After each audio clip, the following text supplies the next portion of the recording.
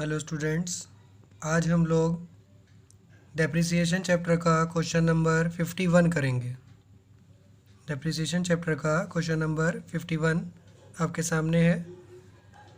इस क्वेश्चन में एक लूज टूल्स अकाउंट बनाने के लिए बोला गया है और इस तरह के क्वेश्चन को एनुअल वैल्यूएशन मेथड का क्वेश्चन कहा जाता है, जिसमें डेप्रिसिएशन का कोई रेट नहीं होता बल्कि वैल्यू घटा के डेप्रिसिएशन निकाल लिया जाता है। और ये बहुत ही सिंपल सा, बहुत ही आसान सा सवाल होता है। तो आप लोग इस क्वेश्चन को अच्छे से नोट कर लें इंग्लिश में और ये हिंदी में। इस मेथड का नाम है वार्षिक मूल्यांकन पद्धति, एनुअल वैल्यूएशन मेथड। आपके सामने ये क्वेश्चन है। इसमें बस आपको बैलेंस के अकॉर्डिंग आपको डेप्रिसिएशन का अमाउंट कैलकुलेट करना है, बस और कुछ भी नहीं। बहुत ही सरल सा, आसान सा क्वेश्चन है। और बाकी क्वेश्चंस की तरह ये क्वेश्चन भी हमने इन्हीं साहित्य भवन बुक से लिए हैं।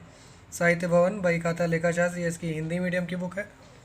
और ये Sahitya Bhawan book keeping and accountancy, writer S M Shukla, ये इंग्लिश मीडियम की। 51 वाला क्वेश्चन देखें। लूज टूल्स 2014-15 के प्रारंभ में 4,000 रुपये के क्रय किए गए थे।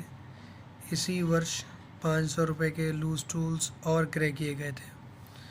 2014-15 के अंत में इसका मूल्यांकन 4,400 रुपये पर किया गया और 2015-16 के अंत में इसका मूल्यांकन 4,200 पर किया गया। लूज टूल्स का खाता बनाइए। इंग्लिश मीडियम वाला क्वेश्चन देखें। In the beginning of the year 2014-15 loose tools were purchased for ₹4,000. In the same year, loose tools worth ₹500 were also purchased. At the end of the year, the loose tools were valued at ₹4,400, and at the end of the year 2015-16, they were valued at 4,200. Prepare loose tools account. ये सवाल किस तरह से बनेगा, आप इसको पहले अच्छे से समझ लें। सबसे पहले ये बोला गया 2014-15 के प्रारंभ में। 2014-15 का स्टार्ट का मतलब हुआ कोई ये ऐसा वर्ष है 2014 से शुरू होकर 2015 पे ख़त्म होने वाला। ये आप सभी जानते हैं। 2014 की से शुरू का मतलब पहली तारीख होगी 1 अप्रैल और ख़त्म होने का मतलब 2015 की आखिरी डेट होगी 31 मार्च। और जितने रुपए की भी मशीन या टूल्स जो भी खरीदे जाते हैं, जैसे ये लूज टूल्स है तो इसमें लूज टूल्स खरीदे गए। कितने रुपए खरीदे गए? वर्ष के शुरू का मतलब पहले दिन खरीदे गए। कितने रुपए के? 4,000 रुपये के। सबसे पहले आप यहाँ 4,000 खरीदेंगे, लेकिन इसी वर्ष 500 रुपये के और ख़रीदे गए। तो पहले और दोबारा ये फिर से खरीदे गए। इस बार ये खरीदे गए 500 रुपये के, 500।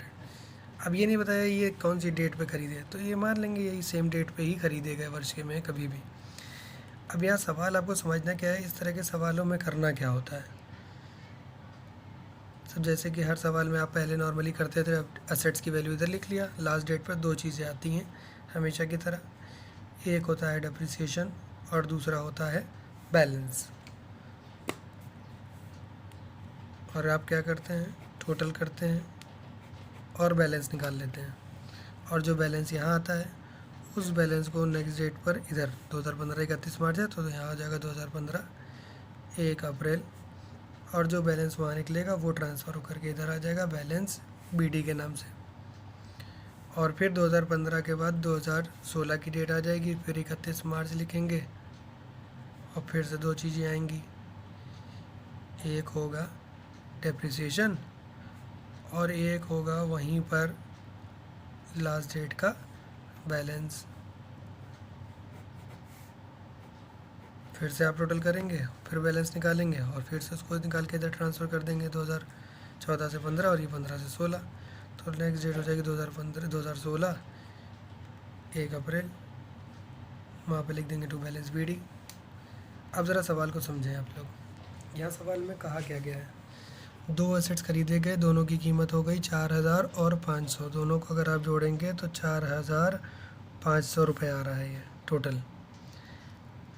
इस तरह के सवालों में आपको डेप्रिसिएशन नहीं दिया जाता बल्कि बैलेंस दिया जाता है। यहाँ पर बताया गया है साल के अंत में बैलेंस बचा 4,400। 2014-15 ये 2014-15 वाला वर्ष है। 14-15 के अंत में कितना बैलेंस बचा? 4,400। 2014-15 के बैलेंस बचा 4,400 और जो 4,400 बैलेंस है वही यहाँ जाएगा 4,400 के नाम से। उसके बाद बता रहे हैं यहाँ दूसरे साल में, यहाँ 15-16 वाले वर्ष में बैलेंस बचा कितना, 15-16 में बचा 4,200, यानी यहाँ बैलेंस में आएगा 4,200। अब यहाँ टोटल आ जाएगा 4,400, 4,400, और ये जो बैलेंस बचा है 4,200, ये आप हमेशा की तरह जैसे ट्रांसफ़र करके छोड़ देते हैं, इसी तरह से ट्रांसफ़र करके छोड़ देंगे। अब यहाँ पे आपको समझना है कि जितनी चीज़ें दे रखी थी एसेट्स की खरीदी गई कीमत टोटल आपने बना लिया, बैलेंस पहले साल 4,400 आया, उसको आपने यहाँ ट्रांसफ़र किया, दूसरे साल 4,200 आया, उसको यहाँ ट्रांसफ़र किया।